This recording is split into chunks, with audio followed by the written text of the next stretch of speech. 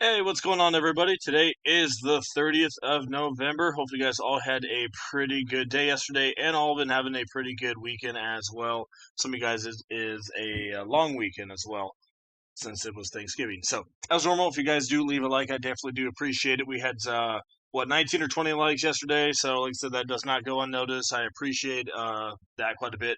Also, hit that subscribe button. Still, about 40% of you guys are not subscribed. So, why not hit that subscribe button? Free advice for you guys that we break down for Fanduel and sometimes DraftKings and Prize Picks. FanDuel premium wasn't too bad last night. 324, and we had I think a 296 and then a 287. So they all three did cash. The 87 was kind of right on the line. The 96 did cash in most things, and the 324 was the top 2% finish.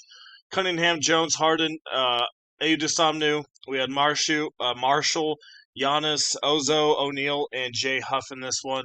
So we went Ozo. I'm not gonna say his last name, or Oza is ASO. So anyway, we had him. He was like 2% owned. Just overall, pretty good night. Trey Jones didn't do the greatest.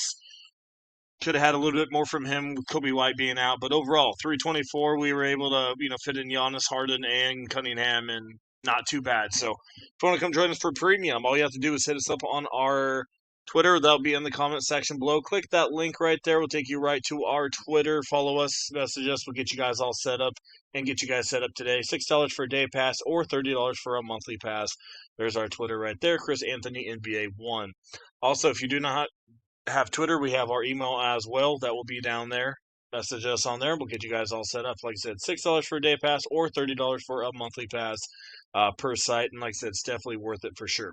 All right, so we're going to speed run through some of these games here. Our first one is Boston and Cleveland. And this one we have a 233 and a 7.5. So, yeah, so I mean, like I said, it looks like Cleveland should be easily winning this one here on paper.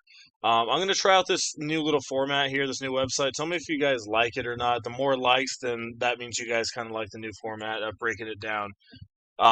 So yeah, we got Donovan Mitchell here taking on Boston. Boston is middle of the road so far against shooting guards. Last 14 days though, they are pretty good, and this is ranking them by fantasy points. Not much has really been going on for these guys. I mean, against them. So Mitchell is not in the worst spot, but I don't know if he's really worth it here tonight. We got Garland coming back. I really don't mind looking at Garland again. I think he can easily get you about 32 to 35 fantasy points, and like I said, Boston kind of middle of the road there against that. One guy I do want to highlight here is Evan Mobley at 87. I still think he's in a half decent spot.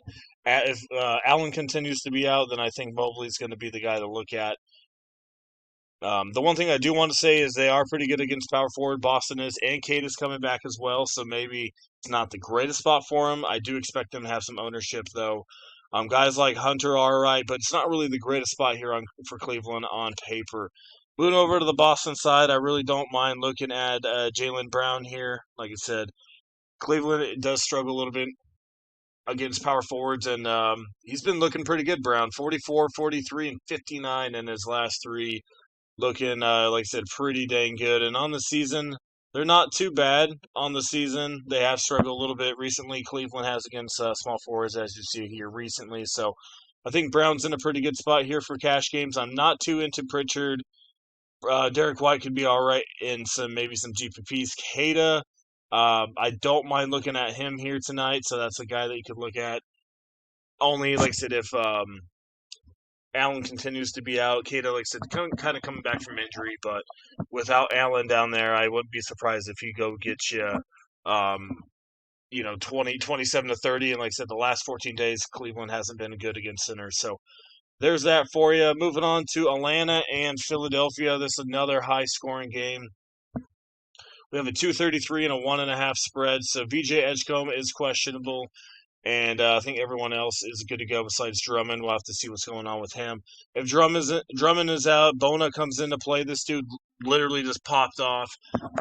Didn't play for a while, and then he went off for 27 fantasy points in 23 minutes. So keep an eye on Drummond here in this one. Akonwu, once again, he comes into play if Drummond's not there, and like I said, Porzingis is out, so not too bad of a spot. Jalen Johnson at 48.6 without Porzingis, had 64 last time out. Sixers are pretty good against the power forward position, so keep that in mind, but Jalen Johnson is pretty dang solid. I don't mind looking at Dyson Daniels in this one or Nickeil Alexander-Walker, either one of them here against Philadelphia. Let me see here. So last time out on April, so they haven't faced him April 11th this last time out, but he doesn't do too bad against Philly. And like I said, Philly kind of does struggle against shooting guards, point guards. Had a couple good games against them, so you can look at him and like I said, Alexander Walker as well as the other one that I'm going to be looking at. All right, moving on to OKC and Portland. Portland, like I said, for the most part, their defense really hasn't been that great. Drew Holiday's been out. This could be in a really good spot for Shai Gilgeous. Last time he faced him had 58-5 just a little bit ago. And like I said, this defense for Portland is just not the greatest right now. So I really don't mind looking at Shai Gilgeous. I don't want everyone from this because it's going to be a slight blowout. So I think Aaron Wiggins really comes into play without Isaiah Hartenstein. He had 41.4 last time in 27 minutes. He's more of like I said, small forward, power forward. So, but like I said, on the season they haven't really been good. Last 14, they've been a little bit better, but I really don't mind looking at Wiggins at 4,600. And then Chet Holmgren is an all right cash game play as well. So that's what we got going on for the OKC side. Portland side, I really just don't have anything. This defense is absolutely insane. Denny Avila just tanked with a 19-5. I really don't have any exposure to this game. If Klingman is out, so you can look at Robert Williams. I hope that Robert Williams will come off the bench still because he's been popping off 32, 29, 32. But you got to remember that's limited minutes. And OKC is the number one team in the league against center, so I don't know how much Robert Williams I want. So there's that for you. All right, moving on here a little bit. We got Toronto and New York. I think one guy that I am looking at here is going to be Jacoby Walter without RJ Barrett. He's been seen pretty decent minutes as well. New York does struggle a little bit against shooting guards, as you see there. They're middle of the pack. And the last 14 games, middle of the pack, too. But A.J. Green just had 9.8 times value against them, 6.2 for Christie. So some of these, no-name guys, quote-unquote, haven't been doing good. So really don't mind looking at Jacoby Walter and see how it pans out. Not too in it quickly. New York's pretty good against shooting guards. The other guy I do want to mention here is Brandon Ingram. Not too bad. Like I said, they are pretty good against them, but that's one guy you can look at. But for the most part, New York is a pretty good defense here. So Barnes and Ingram probably can hit the 5 times, but like I said, Walter was definitely the guy I want to highlight. Same thing with Poeltl. It's just not really the greatest matchup. Moving on real quick to New York. Same thing. I don't have a ton in this one. Toronto's defense actually has been pretty good, so if I had to pick anyone, I'm probably going to be looking at like Mikal Bridges, Josh Hart kind of combo. Towns could come back into play, but like I said, Toronto has been pretty dang good recently against the center position. The last 14 days, they're third overall. All right, we're going to skim through these real quick. We got San Antonio and Minnesota. Not really on the San Antonio side. I think a lot of optimizers are going to have them, but Minnesota defense is really good. Don't mind looking at Anthony Edwards and Dante. Dante, since San Antonio is really, really bad against the point guard, shooting guard position.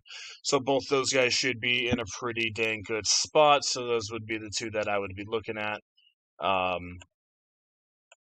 But yeah, like I said, last 14 days, they're allowing 32 fantasy points to shooting guards. So that's why we're going there. So Edwards, Dante, and I don't even mind looking at Rudy.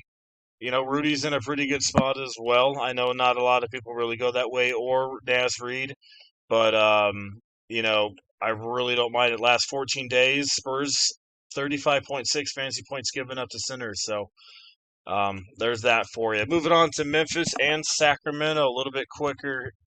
Now, these guys just faced just not too long ago. Jaren Jackson is back for this one, but I really don't mind looking at Zach Edey once again. He continues going under. I know he didn't do the greatest last time against Sacramento in 26, but as you can see here, 11 times value, 7 times value. See, these guys have been popping off here against them. So Zach Edey, once again, is going to be in my arsenal. Really don't mind looking at Jackson either. Vince Williams still going to be in play for me. Cam Spencer is going to be in play for me. Both those guys. Even Jalen Wills is still worth a look. Like I said, Jackson will be back. So there's that. Like I said, small forward, Sacramento is really good against that. So if Coward or Wells, whoever starts there at small forward, probably don't really want a lot of. On the Sacramento side, I think Precious Achua comes into play again if he gets his minutes. Just depends if he gets minutes. Keegan Murray is definitely going to be on my radar. I really like him here. I know he didn't do good last time against Memphis, but overall they're really not good against power forwards. So I really don't mind looking at Keegan Murray once again, and also Russell Westbrook. Moving on to the last game, New Orleans and LA. We'll have to see if LeBron plays in this one. If not, I think Precious Achua can come into play. New Orleans is not good against small forward, power forwards, and that's kind of where Achua would be playing, either one of those. I know they're half decent on the entire season, but last 14 days they have not been good. So Rio Hachimura could be a half decent value play if LeBron sits. Same thing with Austin Reeves. I don't mind him, especially shooting guards. They've been giving up 32.6 on the season. So Austin Reeves comes into play. Same thing with Luka Doncic. And last guy I want to mention here is DeAndre Ayton. I think he's in a spectacular spot here against the Pelicans. Last time he faced New Orleans, he had 47.2 for you guys. And the Pelicans have been giving up 39.7 fantasy points on the season to Sinners in last 14 days, 28th overall. So really don't mind looking at Ayton, Rio Hachimura, Austin Reeves, and Luka in this one. So that's kind of what we got going on, guys. If you guys like me doing this instead, let me know.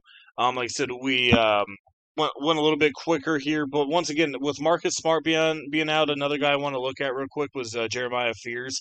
If Fears, if Smart is out again, which it looks like he is, Fears or Alvarado, one of those guys that probably could pop off here since Luka's really not a good defensive player. I went Alvarado in one of my GPPs tonight. It just did not pan out, even though he has been absolutely on fire the last couple, besides the one that I played him, of course, last night. So Alvarado could come into play as well in GPPs without Smart. So, all right, guys, once again, thanks for watching. I appreciate it. If you like the new format, like I said, leave a like. The more likes, that shows that you guys like me doing it that way and showing you guys the last couple weeks and stuff like that.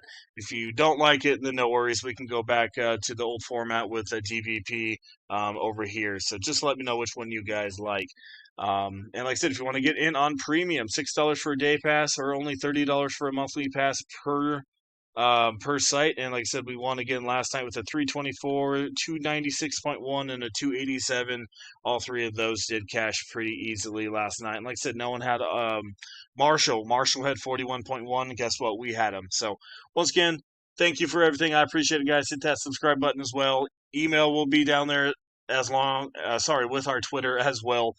Click that link for our Twitter and then message us for our email to get in on premium. And I think that about does it. So, yeah, once again, thank you. I appreciate all the support and everything. And doesn't go unnoticed. And we'll see you guys here in the next one.